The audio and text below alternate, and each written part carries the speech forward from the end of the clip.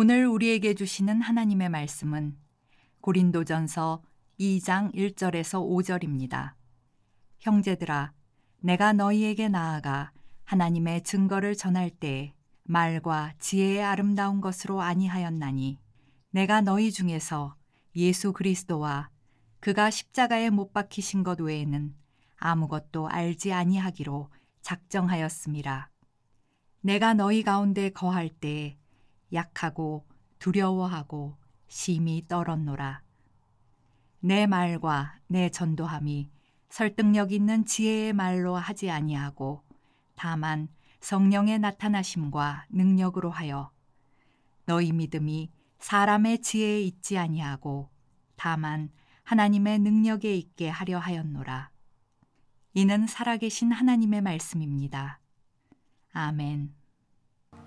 오늘 선교에 대한 말씀을 나누게 될 텐데, 제가 지난주에도 그전에도 이렇게 말씀을 드렸어요. 또 십계명에 대한 말씀을 나누면서 여러분들에게 이야기한 것, 아니 제가 깨닫게 된 거죠.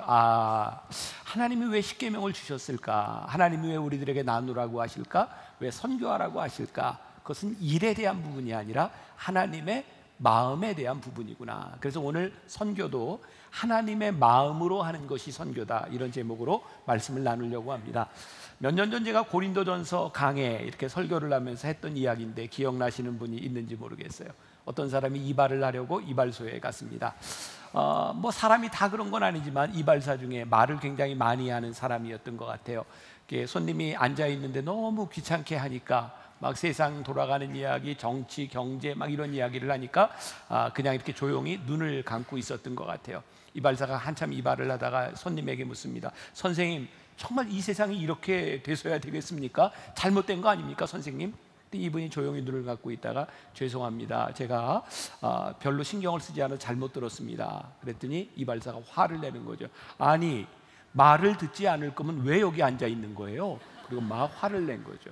제가 그때 설교하면서 이런 질문을 던졌습니다. 이 손님은 머리를 자르려고 앉아 있을까요? 이발사의 말을 들으려고 앉아 있을까요? 너무나 분명한 것을 우리들이 잃어버리고 살아가는 것 같다는 생각이 들었습니다. 우리는 교회에서 참 많은 일들을 합니다. 우리는 열심히 합니다. 아니, 이렇게 침을 튀면서 열심히 말을 하고 있을지도 모릅니다. 그런데 그것이 정말 하나님의 마음에 합한 일이 아니라면 우리는 엉뚱한 일을 하고 있을 수도 있겠다. 요즘 저에게 계속 찾아오는 도전입니다. 우리 교회, 단순히 만나교회라고 하는 이 건물을 떠나서 우리의 모임은 정말 하나님 마음에 합한 것인가? 우리들이 가지고 있는 믿음은 정말 옳은 것인가? 이런 질문들이 저에게서 계속 되어집니다. 왜? 정말 많은 교회들이 모이고 수십 년의 역사를 가지고 있었지만 어쩌면 그렇게 하나님과 관계없는 일들이 일어날까라고 하는 그런 마음도, 그런 아픔도 우리들에게 있기 때문이죠. 사도 바울도 그의 사역에서, 저 개인적으로 굉장히 좋아하는 사도요, 제가 닮고 싶은 분인데 그의 삶 가운데서 많은 깨어짐이 있었던 것 같아요. 그리고 그가 오늘 본문에서 이야기하는 것처럼 내가 이것만은 붙들어야 되겠다라고 하는 것을 깨닫게 되죠. 여러분, 사도 바울이 바울 되기 전 그는 그의 인생에 강점을 가지고 있었던 사람입니다. 사도 바울이 그런 자랑을 했었죠. 내가 예수님을 알기 전에 내가 가지고 있었던 자랑, 나는 유대인 중에 유대인이요 바리새인 중에 바리새인이요. 그것은 소위 우리말로 이야기한다면 귀족이라는 이야기겠죠. 선택받은 족속이라는 이야기겠죠. 또 그는 이야기합니다. 나는 가말리엘의 문화에서 배웠다. 그 당시에 가장 유명한 석학에게서 학문을 배웠다는 거예요.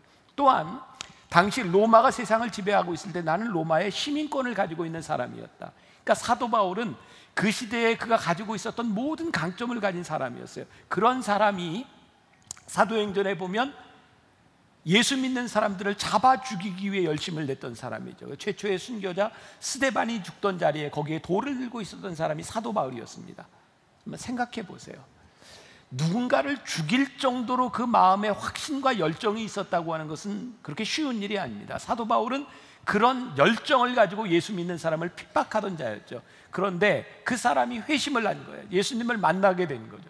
그래서 사도 바울은 그가 가지고 있는 강점을 가지고 열정을 가지고 열심히 복음을 전합니다. 자, 오늘 우리가 읽은 이 본문 말씀 고린도전서 2장은 사도행전 17장을 알아야 이 말씀이 이해되는 부분입니다. 사도행전 17장은 선교에 있어서 굉장히 중요한 부분입니다. 거기에 어떤 사건이 나오냐면 사도 바울이 그리스 아테네에 가게 돼요. 성경에 아덴이라고 되어 있는 곳입니다. 거기에 가서 보니까, 복음을 전하러 가서 보니까 사람들이 얼마나 많은 신을 섬기는지 몰라요. 여러분들, 일본에는 약 800만 개 정도의 신이 있다 그러죠. 인도에는 2억 개 정도의 신이 있다 그러죠. 제가 가끔 이야기하죠. 이렇게 안 놀라는 걸 보면 제가 놀랍다고. 여러분들이 놀랄 일을 얘기를 들으면 좀 놀래고 이렇게 반응을 보이면서, 더운데 안 그러면 졸려요. 네. 네, 반응? 네. 네.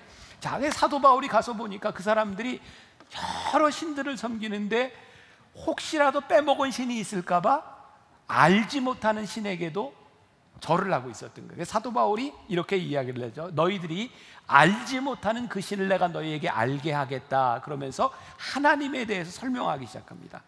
자, 사도 바울은 그 당시에 로마가 가지고 있었던 헬라 철학, 헬라 학문에 익숙해 있던 사람이기 때문에 사도 바울은 아주 지적으로 철학적인 언변으로 그들에게 설명하기 시작합니다. 그런데요, 사도 바울이 그렇게 자신의 강점을 가지고 복음을 전했는데 여기에서 열매가 많지 않았습니다.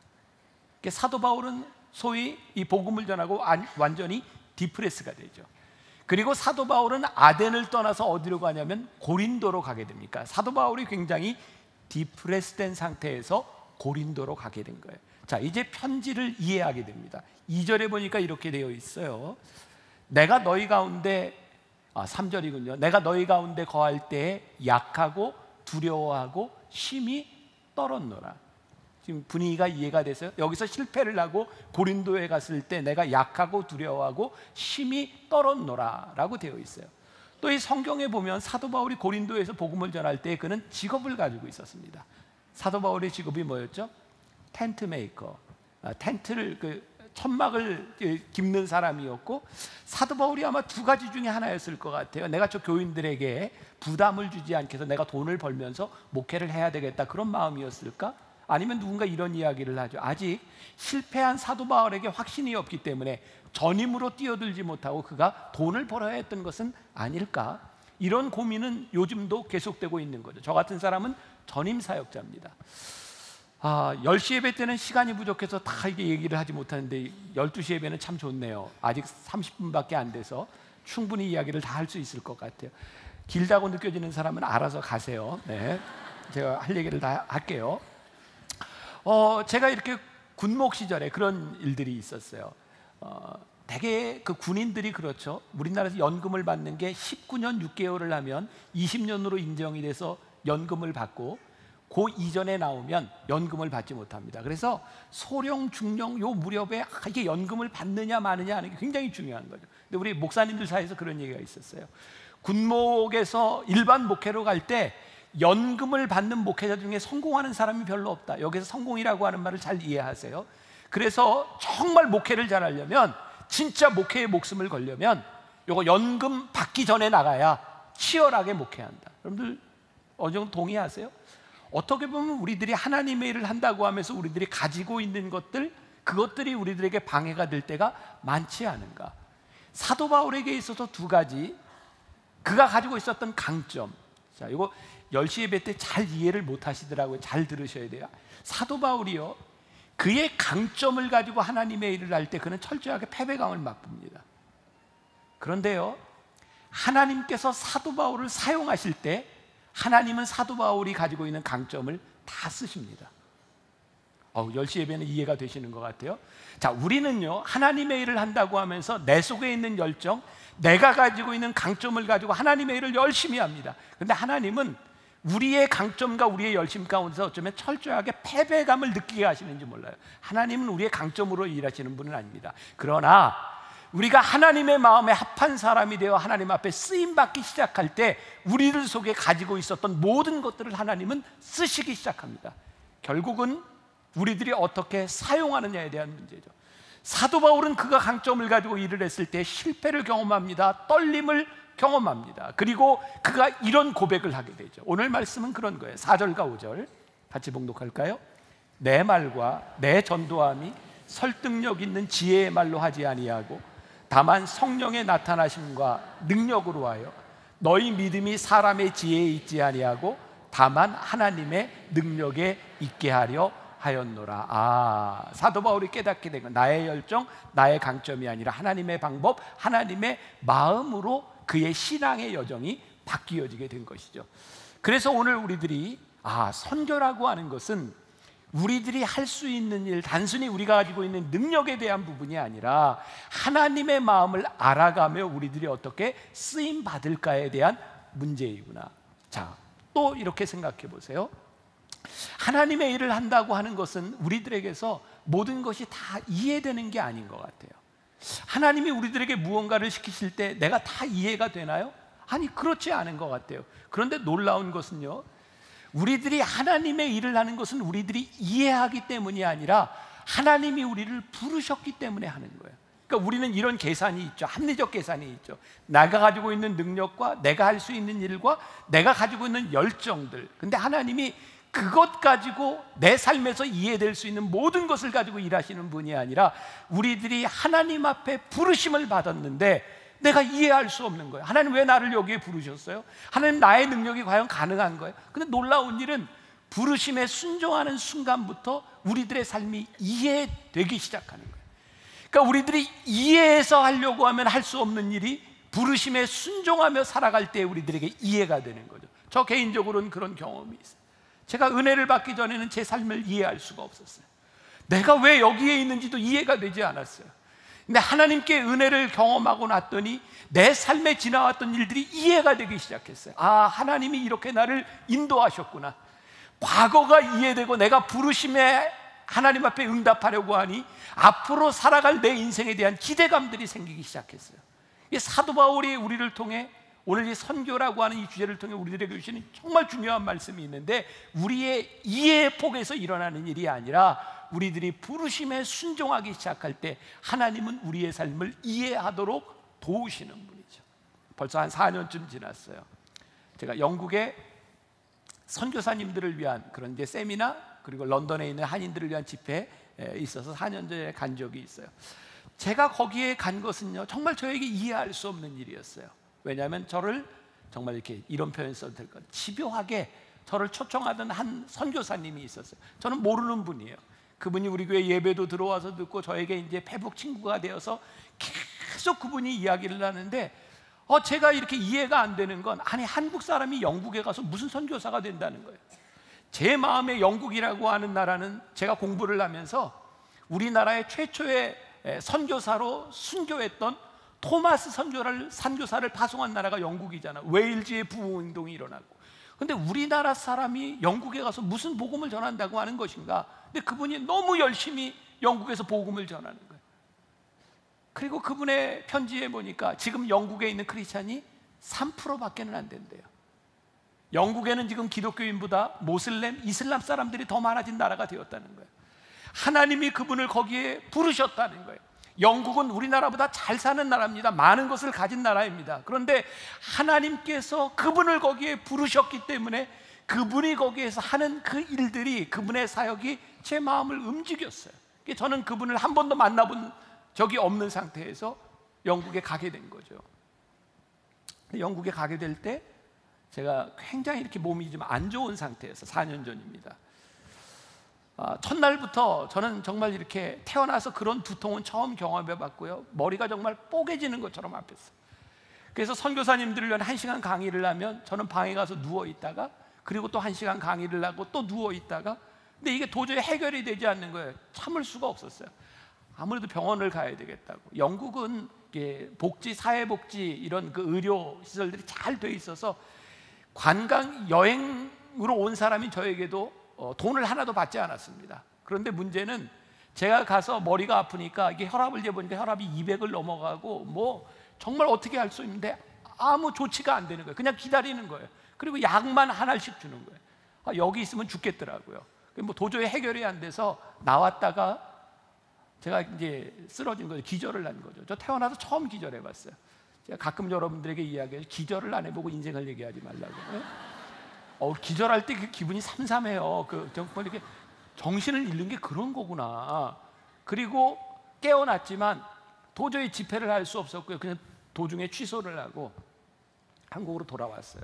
비행기를 타고 오자마자 내려서 이제 병원에 입원을 했고 여러 검사를 하는데 뭐 이렇게 병명이 나타나질 않으니까 힘든 거예요. 저는 아프고. 그래서 일주일 내내 이렇게 진통제만 맞고 있다가 그리고 검사를 하고 이제 퇴원을 하는데 저희 교회 선생님 한 분이 이거 심장을 좀 찍어보자고 하는데 나는 심장은 아무 문제 없다고. 그리고 안 찍었어요.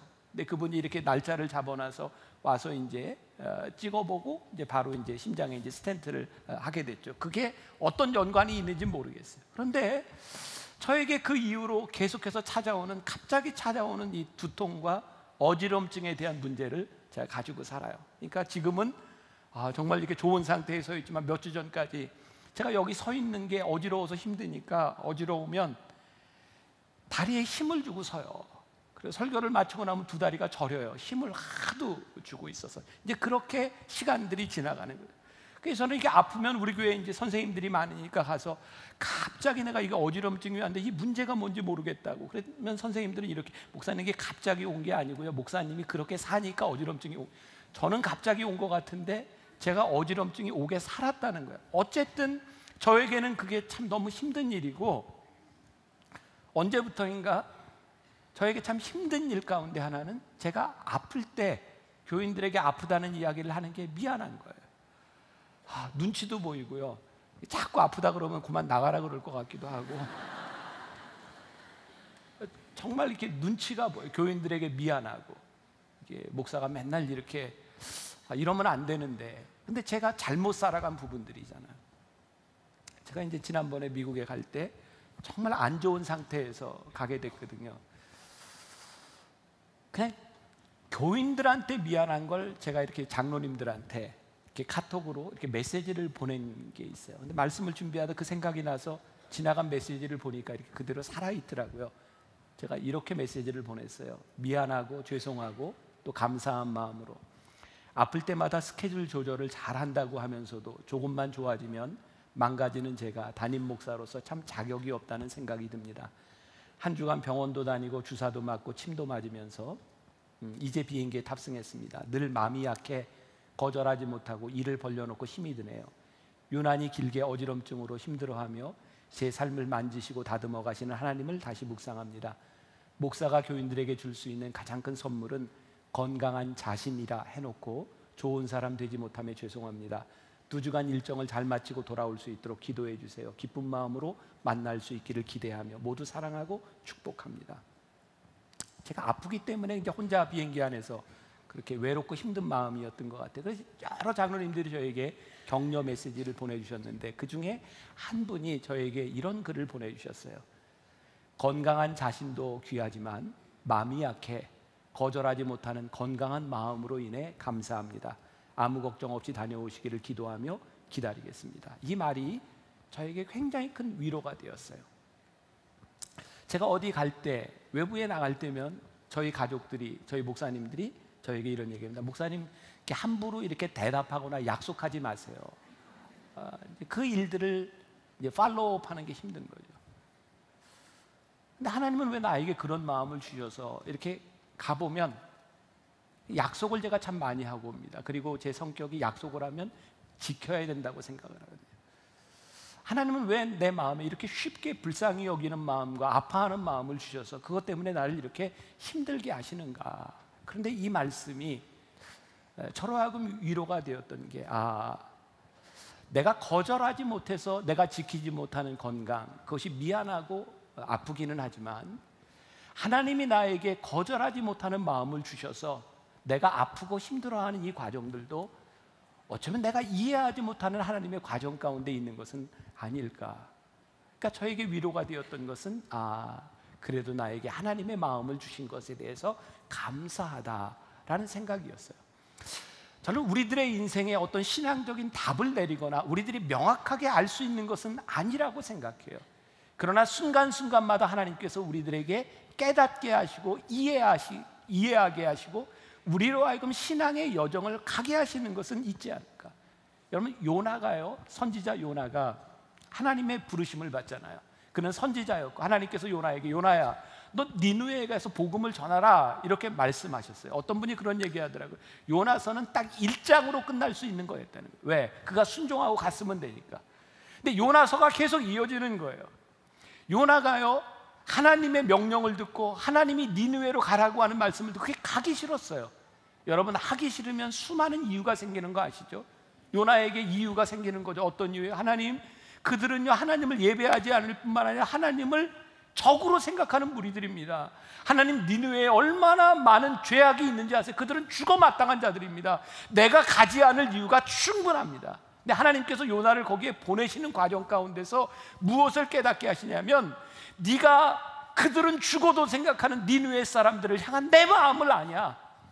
그들이 그렇게 죽어도 된다고 생각하는, 그들이 멸망받을 백성이 되어 있는 그 아픈 내 마음을 아냐. 하나님께서 그 하나님의 마음을 깨닫게 하시는 과정들을 지나가게 하시죠. 오늘 우리들에게 주시는 도전이 무엇입니까? 오늘 이야기하는 선교라고 하는 것은 단순히 해외에 나가서 다른 데 가서 복음을 전하는 그런 차원의 말이 아니라, 이 모든 우리들에게 준 이 세상 가운데서 하나님이 주시는 사명에 대한 부분인데, 그 가운데 있는 하나님의 마음을 우리들이 알고 살아가느냐 살아가지 않느냐에 대한, 사도 바울은 하나님의 마음을 알고 그렇게 살아가면서 그는 많은 매를 맞습니다. 배척을 당하기도 합니다. 그가 가지고 있었던 기득권과 학벌들, 그것들을 모두 배설물로 여겼다고, 그의 목숨까지도 내놓았다고 이야기를 합니다. 그런데요, 하나님께서는요, 그가 내놓았던 모든 것, 배설물로 여겼던 모든 것들을 하나님이 쓰시기 시작합니다. 결국 그의 소원대로 사도 바울은 로마에서 목이 잘려 죽죠. 트레스폰테스라고 하는, 그 가보면 그의 목이 3번 굴렀다고 하는 분수가 있어요. 그는 그렇게 살아가다가 하나님 앞에 쓰임받는 사람이 되죠. 그리고 사도 바울이 고린도에서, 그 그리스 아테네에서 겪었던 그의 실패, 그의 떨림을 통해서 그는 어떤 고백을 하고 있는가? 오늘 우리가 읽은 본문 말씀 2절에 보니까, 내가 너희 중에서 예수 그리스도와 그가 십자가에 못 박히신 것 외에는 아무것도 알지 아니하기로 작정하였습니다. 사도 바울은 그런 실패의 여정들을 통해서 그가 전해야 되는 것이 무엇이고 하나님이 나에게 주신 마음이 무엇인지를 깨닫게 됩니다. 오늘 우리들이 읽은 말씀 가운데 중요한 말이 있어요. 4절에 보니까 내 말과 내 전도함이 설득력 있는 지혜의 말로 하지 아니하고 다만 성령의 나타나심과 능력으로 와요. 사도 바울이요, 하나님의 능력을 경험하기 시작하죠. 그가 가지고 있었던 강점으로가 아니라 그가 하나님 앞에 쓰임받고 내가 내 지혜로 하지 아니하고 십자가 이외에는 어떤 것도 전하지 않기로 결심하는 순간 그의 삶에 능력을 경험하기 시작해요. 저는 어렸을 때 그런 기억이 있어요. 초등학교 다닐 때 그 선생님이 이렇게 자습해라 이럴 때는 꼭 어떤 학생 하나야, 그게 반장일 수 있고 부반장이 있을 수 있고, 옛날엔 분단장도 있었잖아요. 요즘 애들은 모를 거예요. 우리 때는 초등학교에 한 반에 70명, 80명 했으니까 분단장도 꽤 괜찮은 거 아니었어요? 네. 그 이제 그 자율학습할 때 선생님이 떠드는 애들 너 이름 적어놔. 그럼 그 순간부터 이름 적는 애는 대단한 거예요. 이름. 야, 이게 얼마나 큰 능력인지 몰라요. 왜? 하나님, 선생님이 나에게 이름 적는 능력을, 전권을 준 거죠. 우리 때는 또 요즘 애들은 어떤지 모르겠는데 6학년이 되면 주번이라는 게 있어요. 주번이라는 게 있는데, 또 주번이 되면 여기다 완장을 채워주잖아요. 딱 주번. 제가 초등학교 6학년 때 제 여동생이 초등학교 1학년으로 같은 학교를 다녔거든요. 주번이 되면 그 정문 후문에서 이렇게 딱 지키잖아요. 늦게 오는 애들 막 기합 주고. 제가 주번 한 장 딱 차고 제 여동생이 들어가는 후문에 제가 섰다는 거 아니에요. 오빠 주번. 전 그때 그 기억이 아직도 있어요. 야, 이 주번, 이게 대단한 거 아닙니까? 이게 뭔가요? 저는 우리 교회 수련회를 가서도, 요즘은 제가 수련회, 전교인 수련회도 없어지고 했지만, 청소년, 이렇게 아이들 수련회 가서요, 진짜 거기서 제일 중요한 역할을 하는 애가 뭐냐면, 초등학교 수련회 가면 중학교 1학년짜리에게 완장만 채워놓으면 정말 잘합니다. 선생님의 능력을 위임받는 거, 이게 델리게이션이라고 하는 말이죠. 그것만으로도 우리는 굉장히 능력 있는 자들. 이게 사도 바울이 이야기하는 게, 너희들이 성령의 능력, 하나님께서 너희를 부르셔서 너희로 하여금 이 복음을 전하게 하셨는데, 이 복음을 전할 때 성령께서 너희에게 이 능력을 위임해 주셨다. 그러니까 우리들이 선교한다라고 하는 것, 이것을 단순한 어떤 그 해외 선교나 이런 영역뿐만 아니라 우리들의 삶에서 하나님 앞에 우리들이 부르심을 받았다고 하는 것은요, 그 부르심으로 인하여 하나님의 능력을 우리들이 경험하는, 이 경험이 우리들에게 힘이 되고 이 능력이 우리를 붙잡아 주는데, 오늘 우리들이 순종하지 아니하고 우리들이 사역에 동참하지 않는 것으로 인하여 우리들이 그 능력을 경험하지 못하는 건 아니에요. 예를 들게요. 벌써 10여 년 전입니다. 제가 이 선교 사명에 대한 설교를 하면서 제가 그때 인상 깊게 들었던 이야기가 있었어요. 여러분들 그 한국에는 많은 교단들이 있죠. 교단들마다 이렇게 색깔들이 있습니다. 어떤 교단에서는 이렇게 방언, 신유 이런 걸 굉장히 강조하는 데가 있고, 어떤 교단에서는 방언을 하면 이단이라고 하는 데도 있어요. 근데 저희 교회의 특징 중에 하나는, 저는 신앙의 스펙트럼을 좀 넓게 하고 싶다. 이게 우리들은 하나님이 여러 가지 방면에서 우리들에게 은사를 주시고 다른 방법으로 역사를 하시는 분이기 때문에 정말 이단적으로 잘못된 게 아니면 우리들의 신앙의 스펙트럼을 이렇게 좀 넓게 할 필요가 있다고 생각해요. 근데 어떤 진보적인 교단의 목사님인데, 이분이 이제 교인들과 함께 선교 여행을 가게 된 거예요, 인도네시아로. 근데 이 목사님이 이제 이렇게 얘기를 하는 거죠. 나는 선교지에 가서 절대로 사람들에게 손을 얹고 기도하거나 안수하거나 이러는 거 안 합니다. 나는 그런 거 안 합니다. 그렇게 약속을 하고 간 거예요. 근데 인도에 갔는데 원주민들이 한국에서 목사가 왔다는 이야기를 들으니까, 그 사람들은 목사가 없거든요. 그러니까 목사가 온다는 게 귀한 일이에요. 막 환자들이 와서 기도해 달라고 온 겁니까? 목사님이 나는 이런 거 안 한다고. 근데 선교팀들이, 목사님 그래도 저 사람들이 왔는데 그냥 손만 얹어 달라고. 그래서 목사님이 그냥 손만 얹은 거예요. 근데 저녁이 되고 다음 날인데 난리가 난 거예요. 병이 나왔다고 사람들이 여기서 소문 듣고 막 온 거예요.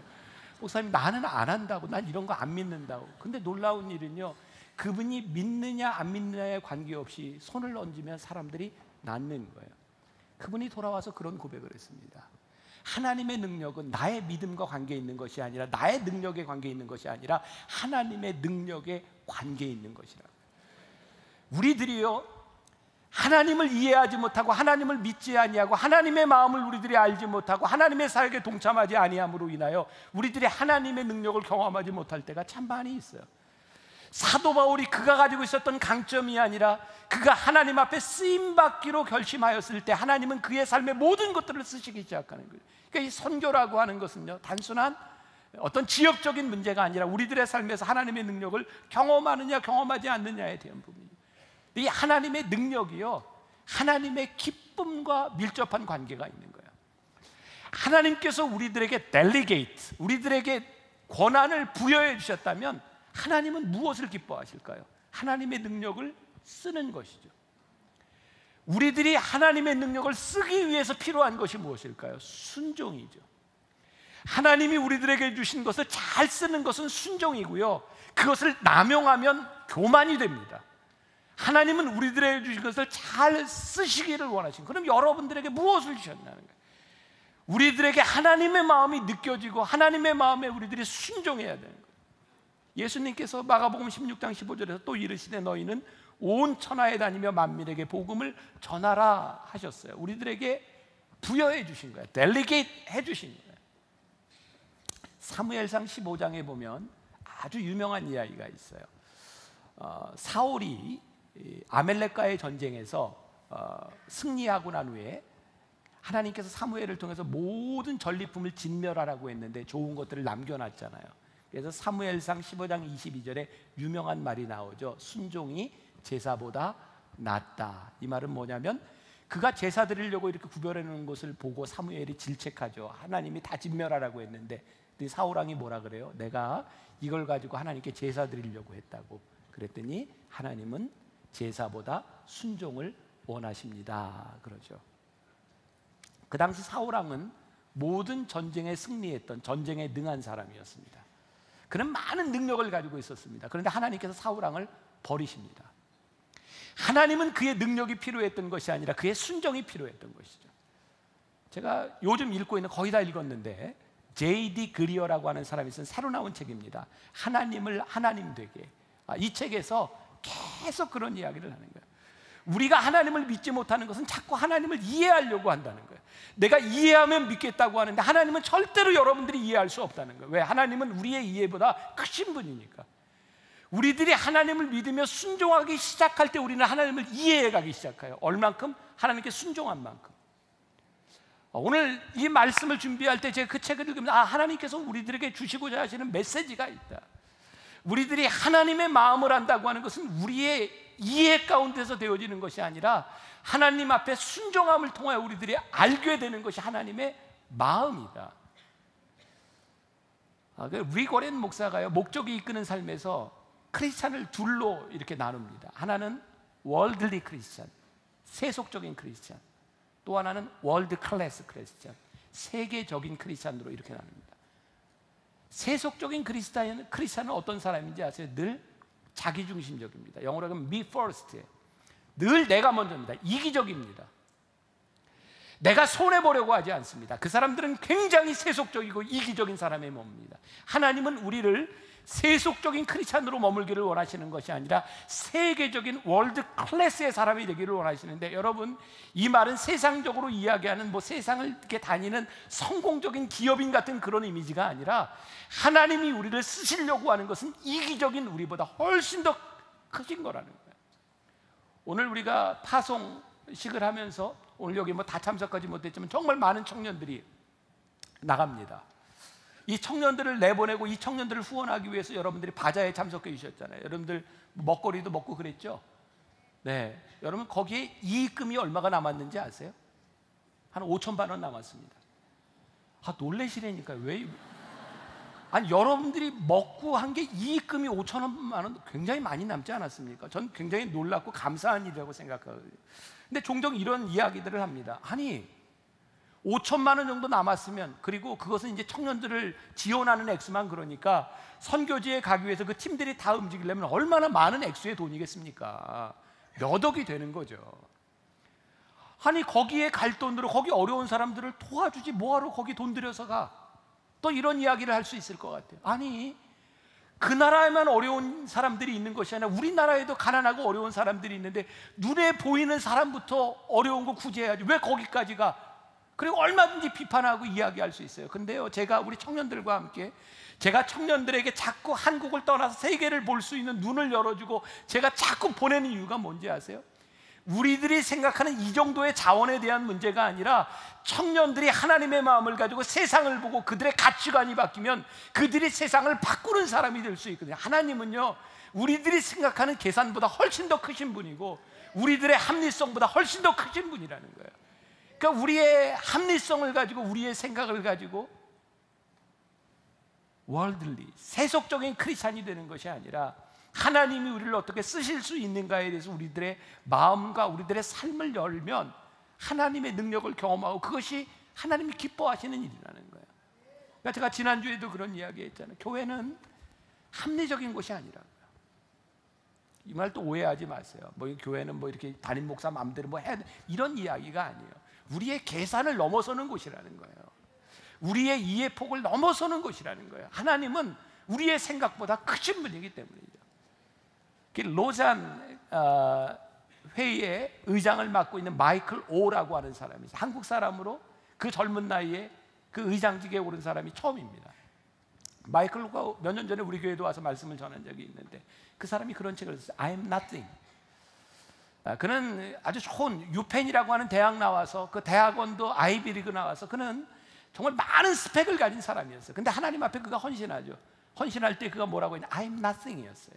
나는 아무것도 아닙니다. 근데 하나님이 그를 쓰시기 시작했어요. 그가 가지고 있는 전문성, 그가 가지고 있는 모든 것들을 하나님이 쓰시기 시작했어요. 그 I am nothing이라고 하는 책에 보면 이 클락이라고 하는 사람의 이야기가 나와요. 우리 어렸을 때 늘 중고등학교 때 누구나 보았던 책이 성문종합영어 아닌가요? 거기에 성문종합영어에 딱 처음에 그런 거예요. Boys be ambitious. 소년이여 야망을 가져라. 근데 그 글이 이게 성문종합영어가 아마 일본 거를 이렇게 많이 가져온 거기 때문에 1800년대 후반에 클락이라고 하는 미국의 농무성에 있던 사람이 일본에 가서 농업 교육을 시킵니다. 8개월을 머무는 동안 그가 가르치던 학생들을 다 크리스찬으로 만들어요. 클락이 계속해서 했던 이야기가 Boys be ambitious. 그래서 일본에는 지금도 그 글귀가 많이 붙어 있답니다. 그런데 실제 클락이 했던 말은 그 말이 아니랍니다. Boys be ambitious for Christ. 그리스도를 위하여 너희의 야망을 가져라.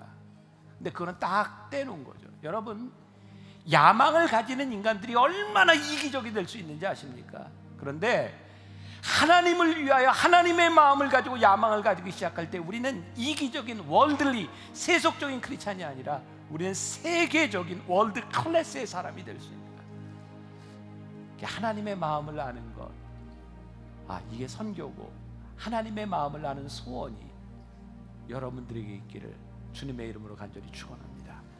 오늘 우리가 소원이라고 하는 찬양 한번 가사를 생각하면서 같이 불렀으면 좋겠어. 우리에게도 이런 마음이 있었으면 좋겠다. 누군가의 신앙 고백이 참 좋은 그런 가사입니다. 우리 함께 부르겠습니다.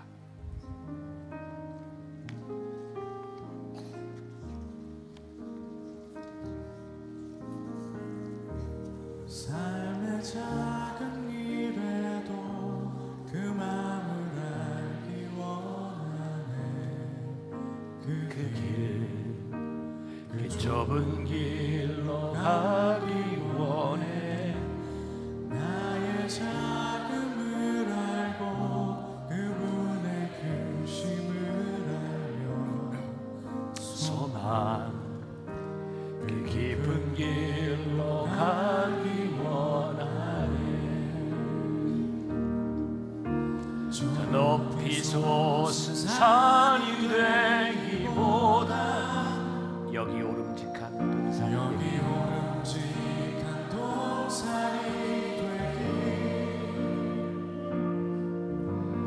내 가는 길만 비추기보다는 누군가의 길을 비춰준다면 내가 노래하듯이 또 내가 얘기하듯이 살길 난 그렇게 죽기 원하네. 삶의 한 절이라도 그분을 닮기 원하네. 사랑 그 높은 길로 가기 원하네. 삶의 작은 일에도 작은 일에도 그 마음을 알기 원하네. 그 좁은 길로 가기 원해. 나의 작음을 알고 그분의 크심을 알며 소망 그 깊은 길로 가기 저 높이 솟은 산이 되기보다 저 높이 솟은 산이 되기보다 여기 오름직한 동산이 되기 여기 오름직한 동산이 되기 내 가는 길만 비추기보다는 누군가의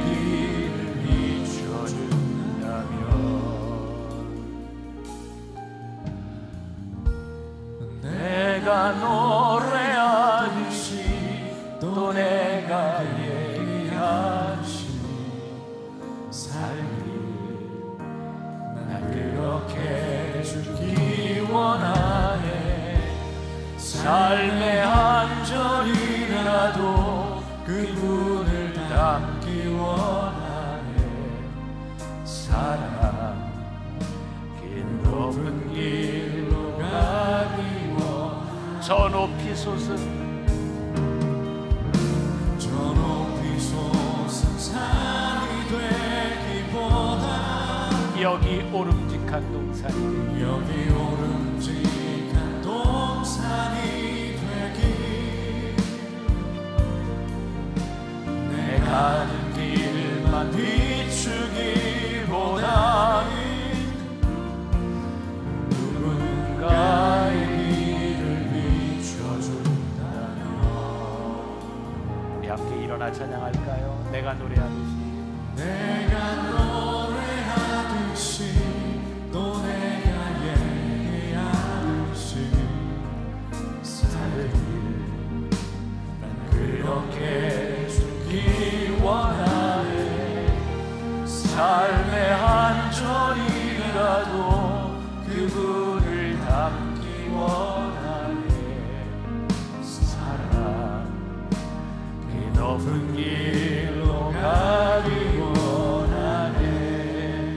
그 좁은 길로 가기 원하네. 그 깊은 길로 가기 원하네.